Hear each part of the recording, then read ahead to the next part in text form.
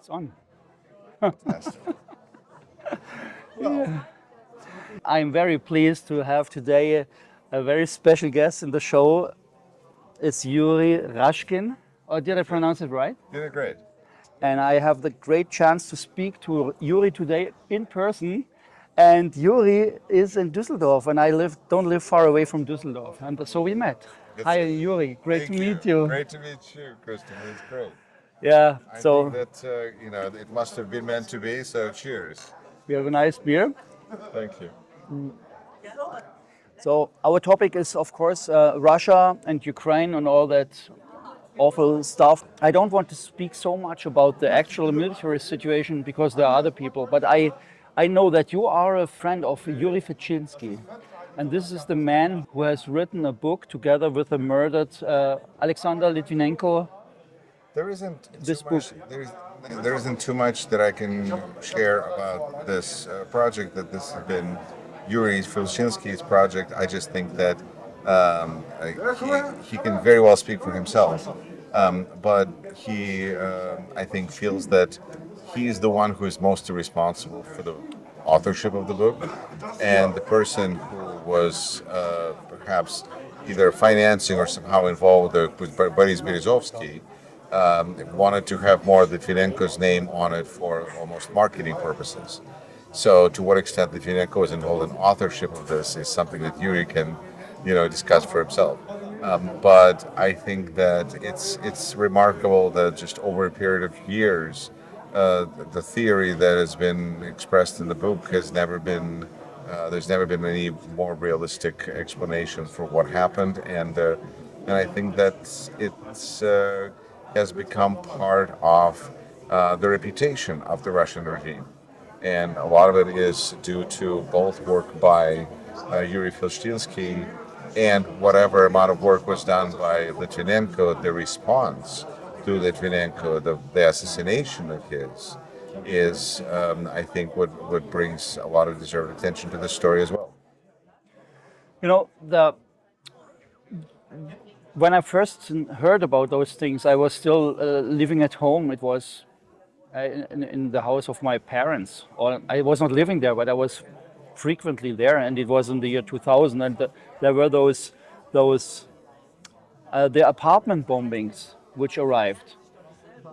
For the people, we have to tell them that in Russia, when Putin was completely unknown, when he became president for the first time, he was unknown, and all of a sudden there happened those mysterious apartment bombings, and the Russian television was very quickly saying the traces go to Chechnya, and we have to fight them. And Putin came out for the very first time with a very strong attitude, and I was really shocked that it could have been also the Russian Secret Service and not the Chechens. Can you tell the audience about this? Well, I think that we just tend to have a more trusting look to government services, and we're less so now with Russia. But I think 25 years ago, there was a kind of a bias towards thinking that maybe the reality is as they portrayed it. But I think, it was pretty quickly known that there were questions about what really happened, and I think Yuri describes it in Kościński both in his book Blowing Up Russia, but also in his book about the mafia state and kind of the history of KGB, where he talks about this operation as an important one. And since Putin was head of FSB, it makes sense that they were equipped to do this. But it's also possible that this is something that was ultimately connected through the same Boris Berezovsky, who was known as an amoral figure who was power thirsty and lacking any sort of restraint. The thing is that, in my perspective, this was the period of time where I completely did not pay attention to Russia because I found it to be a kind of a place that I was just grateful to my parents for having taken me from there. And I just kind of went, wow, like to myself, this the crazy Russians, like in Bonien, all those crazy Russians. And I think that just proved it. The thing is that now we see that those patterns have been continued and transferred, and we see that Russia continues to operate in this hybrid warfare where they can do any sort of operation anywhere that they see possible because of the impact that it can have on public opinion. Because I think they're fighting against democracies where opinion of voters, where opinion of people matters. And so, what you can do to sway that with attacks, with fear, becomes an important part of how they tell their narrative. You know, Yuri, I'm mentioning this episode from the very beginning of the Putin regime, when it was true at those days that it was not the Chechens, it was the FSB itself, with Putin as a former head of the KGB. So this is such a horrible and cruel scenario that somebody who is a president of a country would blow up his own people just to put false tracks and traces to some invented enemies, the Chechens those days, to start a war.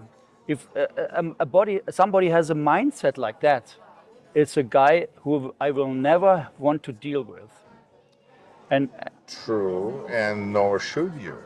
nor should I. Yes, But yet people do.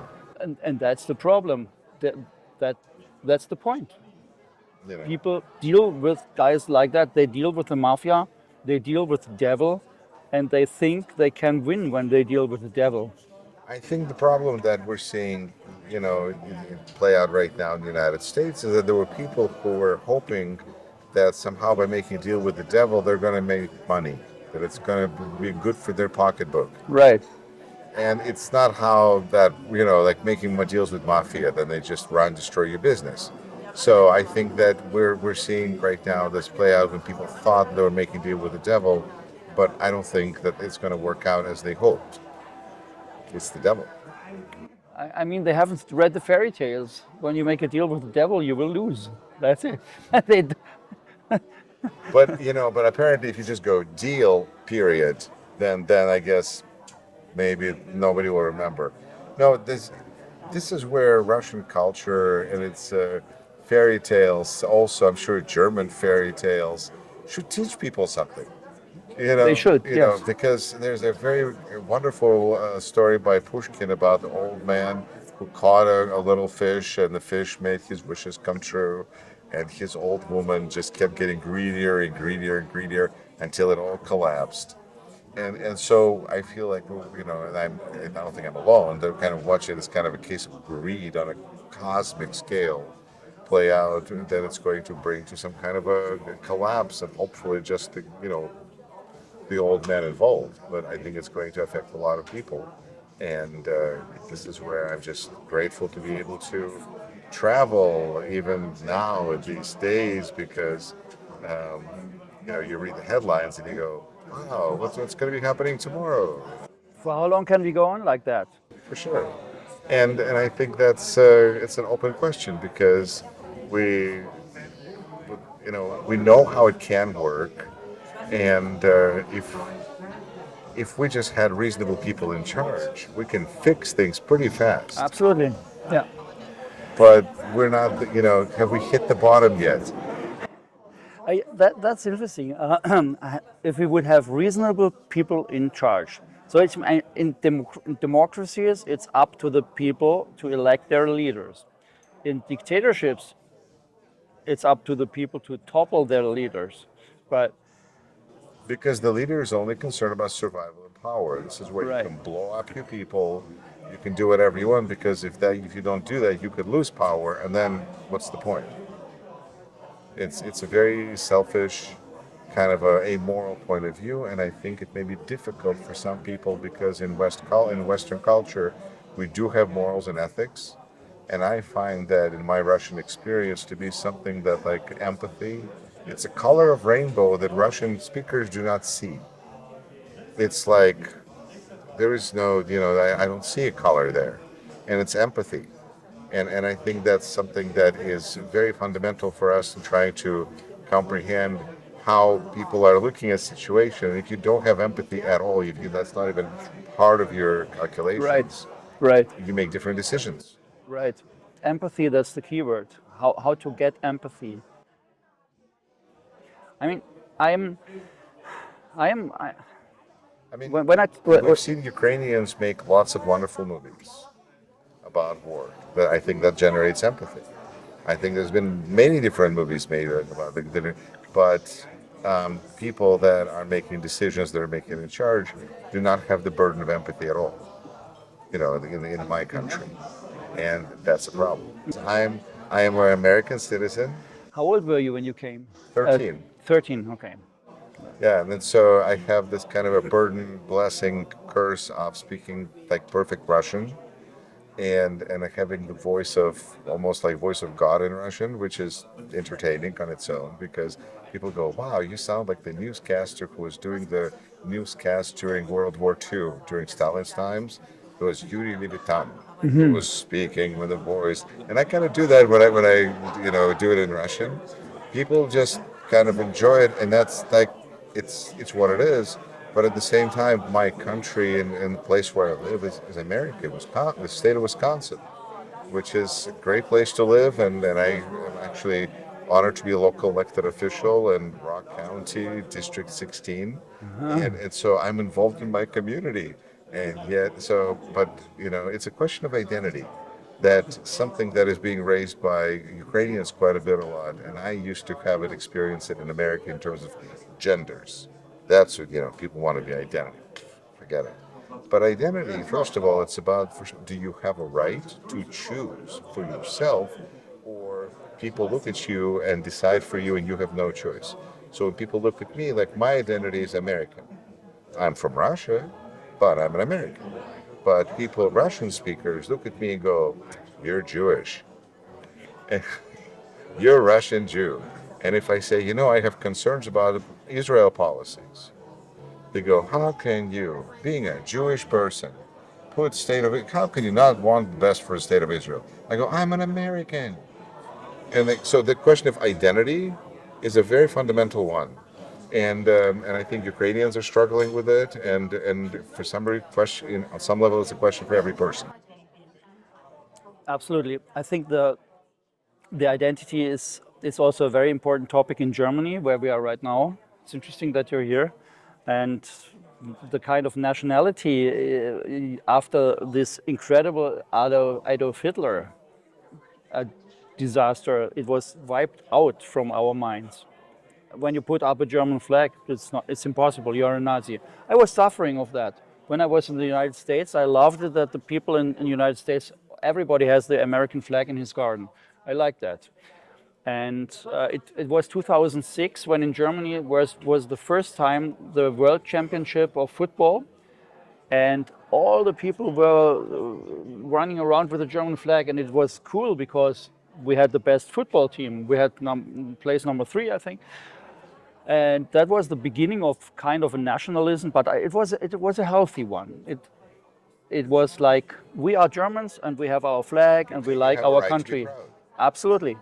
But now what we see with AFD, with people who say we are better than other ones, and we get to rid of all those foreigners, and migration is a bad thing, those are bad developments.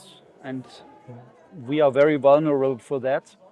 But by the way, I'm completely shocked how it is possible that the United States of America can also start with development like that. Donald Trump and his MAGA movement, they consider themselves to be something better than all the other ones. It's complete, for me, it's completely the Nazis' playbook. Adolf Hitler, I'm On shocked some to say that. level, this is you could say that this is a result of a grand bargain that was made up to World War II, where Europe got to invest into like building its social systems and social state, and the United States made sure that the force defense was there. Right.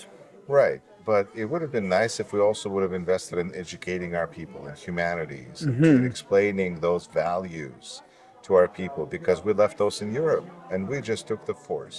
And so when somebody else gets in charge of that, we could be all in a lot of trouble, because you have people with no values and who are just looking at their own self-interest. and they were elected by people who I believe are not just, not just, it's not about being racist, because it's sometimes the easiest explanation is that it's just racism. But I feel it's also a lot about self-interest. People, I call it fascism with a 20% discount. They'll vote for Hitler if they get 20% off on like eggs or a coupon. And it turned out that they elected who they elected and the prices went up. And it's like, Franklin said, I think, if you want, two things, you're not going to get either one. Um, People made a bad decision, and I think we have polls now I've seen that show that less people will admit that they voted for Trump than really did. Like, did you vote for Trump? So, Uh-huh. so people will deny. Do So, they? right. And we see that elections are going really very against Trump right now because he lost Latin Americans. Because with his aggressive deportation policies, he lost, let's say, Latin Americans who were just going, like, they thought that he was macho. They could understand that. Macho is, strong man. Well, okay, they know that. But they didn't like how he was doing it because he was deporting them and rounding them up. And so Republican Party with no Latino support is it loses then, and then I think that it's voters are not as excited about voting, and it's the prices are going up. So all they think that it's temporary and it's going to work out, and it's a story of America. What do you want to know? Do you think that the Americans will get rid of Trump by elections? The next time the midterms elections, are they coming up, and will this be a disaster for Trump, or how do you see the coming elections in the All November? signs point to that if there will be fair elections, this will be a crushing defeat for Trump because people they tried it, they don't like it, they want to try something else.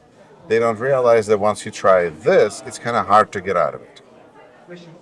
And so, again, kind of like Putin, is he willing to destroy his own people for power?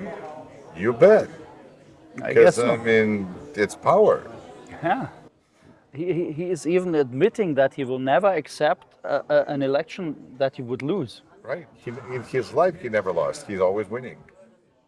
He's not winning, he's stealing, I guess. Right. But we're hoping that our elections are very decentralized. And that's what he's trying to do. He's trying to get a hold of like federalized control of elections, which is not happening. And he's trying to pass this law right now. Like, you have a choice. You can pass a law that will help people, and you have a chance to pass a law that will make it harder for people to vote. He's like, harder to vote. It's like, wow, you have good policies, good ideas. Because if your main idea is like, how can we stop this? And that's what he's trying to do. Because just the other day in his own home, like where Mar-a-Lago is, he lost. Like, there's some election for state in Florida, and Democrats won. So I think free and fair elections. He knows it. He's fighting free and fair elections, and he has a lot of levers of control. This is where people will often ask me, like, where's nurses? Where's the prosecutor? Where's the police? Why isn't somebody grabbing him? Well, he's controlling all the levers. So we'll see what he will try to do. There's a theory that should there be, he's not going to do it everywhere, but only places where it's close, they'll try to seize ballots, and somehow that will put in question things, and then who knows. But so far, we have elections and we have results, and the situation the world keeps revolving. So he hasn't tried it yet, but we'll see. Hopefully, this is going to be kind of slow, that he won't notice that he's in more trouble now. But if Democrats come to power, I think it's going to be obviously hearings and investigations and impeachment. But I think it's also going to be a lot of help for Ukraine, because I think Democrats feel like, for a variety of reasons, it makes sense to help Ukraine, to talk about helping Ukraine, because it shows Trump as being very pro-Putin, and it kind of pushes him into Putin's corner, and that's not good because most people in America don't like Putin and generally support Ukraine.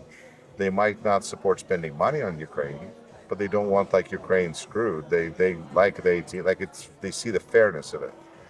But they would, aren't there many people in America who say, "What do I have to do with Europe? What do I have to do with with Ukraine? It's the matter of Russia. It's the matter of Europe. I don't have to do anything with it. Europe. Europeans are free riding on our security, and so that is the saying of American MAGA policy. And are they right? Those people, they have a point. Are we free riders in Europe? I think that everybody made their deals and made their beds and is sleeping in them. When it comes to Americans, you have to understand that there is politically roughly three thirds. There's a third that's Democrats, third that's independents, and third that's Republicans. Okay. And Democrats overwhelmingly support Ukraine and support Europe. Good. And understand allies and understand the relationship of NATO in general. Not 100%, because there are some who will say we need to help people here. But most vast majority of Democrats, 80-90%, support the kind of the concept that we live on the same planet. When it comes to independence, I feel we're about half, maybe 60-70%. And when it comes, because they just don't care. That's why they're independent. Because they just, whatever. And not that many people have passports. And when it comes to Republicans, I think they're about half and half, because they don't want to show weakness to Putin. And so that they have to show strength to Russians. That's good. But at the same time, they're convinced that whatever Trump is doing is exactly what needs to be happening to show Putin that this is like that he's getting his butt kicked. Oh, President Trump is really kicking Putin's butt. You're like, how? But this is insane. It's insane, right? But because they have a Putting out the red carpet, giving him everything he wants. it's a trap. It's all a big trap. Ah, Multi-level chess, all of yeah. that kind of Yes, stuff. yes, yes. And so that's part one. And to answer your question about is Europe a freeloader, I think it's about Europe having and being at like this cusp of an amazing opportunity of the world shifting, of realizing that while the United States is no longer security guarantee, Ukraine is actually security guarantee, because 100%. and the relationship there doesn't have to be like dependent or freeloader or who is riding who. It's just that, like, I think back to my experience of being on city council and seeing how different festivals are involved. And you see that there's a bunch of businesses and volunteers that want to put something together. Some of them have money, but they don't have time because they're running a business. So they'll give you money, and some volunteers, they'll have time, but they don't have any money. And so you just have to make that partnership. And I think that Europe and Ukraine really have a chance to seeing that Europe has the means and Ukraine has the army. And I mean, to me, this is just a beautiful thing right there that needs to be just used for, developed. And then I think whatever United States has to go through, let us go through that on our own. Yuri, I'm also very grateful to the United States of America, because they have done so great things to us Europeans. But it's now also time to give something back. And I think the Americans will also get back on track of democracy and freedom. I'm sure. I believe so. We have to. Yeah. But what is going on right now with MAGA and this corruption stuff, and that Trump enriches himself and his family, and it's everything always about deal making, and it's nothing about empathy. And I mean, when you take this incredible Oval Office disaster with Zelensky sitting there, I was feeling so ashamed for the Americans that they have a president and a vice president who is behaving like that with the president of an attacked country. And in the next time in June last year, red carpet in Alaska. What's going on there? So the situation is that we have a president who may be not just interested in, like, it's always been, I've been trying to tell people in all my interviews that if you have to take as a kind of paramount, that first primary, that Trump wants to have good relationship with Vladimir Putin. That's just first primary. Everything else secondary, it doesn't matter. And if you start with that assumption, then you, then it's already kind of scary because this is not the kind of person that you want to have a good relationship with. Yeah. And after that, we start to look at the situation, and it's a little scary. So we look at symptoms. We go, maybe he has dementia. He's kind of crazy, or maybe, he wants to enrich himself. Or maybe he's a terrible businessman. God knows, 6 bankruptcies, man, that's a lot of bad business decisions. But I feel that those are all just symptoms because, like, he's destroying the United States. Because Credibility. credibility and like all the secretaries, departments, people put in charge of those, they are the best people to destroy those departments. When you have professional wrestler put in charge of education department, you're not helping education. You're like destroying education. And then what you see what happens with Hegseth and Pentagon, and this is actually destroying our national security and our defense abilities and all those things.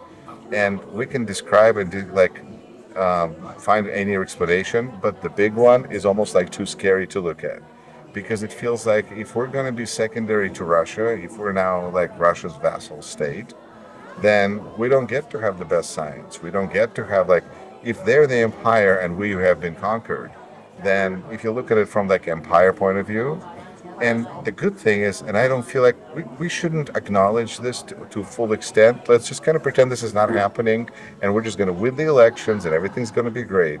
But if you look at like possibility of a really big picture that's developing here, it could be really unpleasant. Well, yeah. So, but we have And to. that's why Ukraine is so important. Ukraine is important, and yeah, and Europe. Europe is important Crucial. because, and not only Europe, all the other democracies which are left over, like Japan, or Australia, New Zealand. There's a lot of good Yes. democracies in the world. They have to unite. Nowadays, Yes. it's easier to unite worldwide. The Yes. distances are gone, and I'm pretty sure that America will get back on track. But you have to get rid of Trump. Yes, and Yes. I think that we have to all what Putin and what Trump do is they fight with alliances. That means that alliance is a good thing. Yeah, they want to break up alliances, and we in Germany and in Europe, we must be aware of that. And Yuri, that frightens me a little bit. That those parties which are like cancer symptoms, malignant, they come into our democratic system. Or take Hungary, Viktor Orban, who is now in the European Union since 16 years and destroying it from within. And the European Union is not able to get rid of this thing. This is a story that Well, this is shocks where me every day. hopefully the elections in Hungary are going to change something Hopefully. because I think that it's remarkable um, to what extent we have all of these dictators hanging on to legitimacy of being a president and having some elections. Good. So let's see. For the European Union, it's pretty impossible to get rid of a country which is there and they don't like it, like Hungary. It's not possible to get rid of it, Right. but it's in there. But the rules, Can you have a union of Europe with no Hungary? Like just I would like many people would like to have it, but it's not possible because to make such big decisions, they have to have unanimous vote. Everybody has to be pro, and Hungary has the veto right, and that's why they are disturbing the thing. And let me tell one story. Let me tell you one story.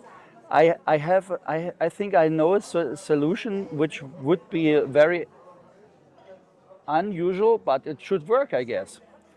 And I think of, you know, this great American big band from Woody Herman big band in okay. the 50s. All right. And a great saxophone player. I'm a saxophone player, as I told you. And I read the biography of Stan Getz. Stan Getz, great saxophone player. And Stan Getz, he was drug addict, heroin, horrible. And there were many drug addict people in this band playing. And the worst of them was the baritone player, Serge Chaloff. And he was the dealer. He sold the heroin to all his to his fellows. Something wrong? Nope. And Woody Herman, he could not get this baritone player out. But how to get him out? And in this biography was written, Woody Herman made it like that. He dissolved the whole band, and then he re-established the whole band without this guy. I think that's the way how the European Union should also act. They should say, we dissolve, get rid of European Union, and then let's create a new European Union the next day without Hungary. And so do it with NATO also, or whatever. I think we have to. Am I stupid? No, but I think what you're saying fundamentally is that we have problems that are not being solved. And if we have problems that are not being solved, we need to have solutions. Right. We have to find them. Yeah. And if we don't, can't. Because like I look at our situation in the United States, and I see that with all my respect and love for the United States, our Constitution is having a lot of things that need to get fixed. Because I think it's updated. Because we're so proud of our Constitution, but it's like the Electoral College, for one. Oh, that's a big problem, right? Which is a big problem. And certain things like why are we voting on that day? Should it be maybe a day off that people should be voting? Just kind of update things for 21st century, and but it's so difficult. Yeah. Changing laws is hard. So Gerrymandering. unless you're Putin, and then it's easy. That's the advantage of a dictatorship. We as a European Union, we are not able to get rid of this. I think it's a stupidity. Summertime, wintertime. Every year we change time for summer, winter. Everybody is angry about it. Small things. We cannot change it. And Putin goes there and says, summertime, stupid, get away. That's the advantage of a dictatorship, of course. Well, look at Moscow's subway system. It's amazing because they don't care. They build wherever they want to and whatever they want to do and just build it. But it's like, wow, what a powerhouse. And it's just like an anthill. And they even built Stalin statue with a marble.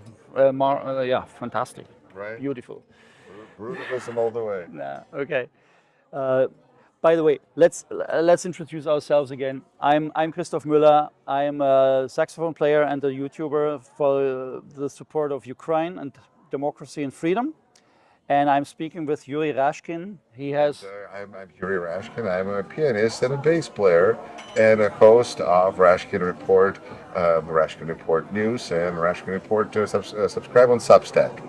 And we are sitting here in Dusseldorf, of all places, and having this amazing conversation about the world and what should be happening. So hit like, subscribe, and write in comments what you think. How would you fix this world? We'll do it. We'll fix it. Thanks a lot, Yuri. My pleasure. Thank you very much. Slava Ukraini. Героям слава. Ми переможемо. Переможемо.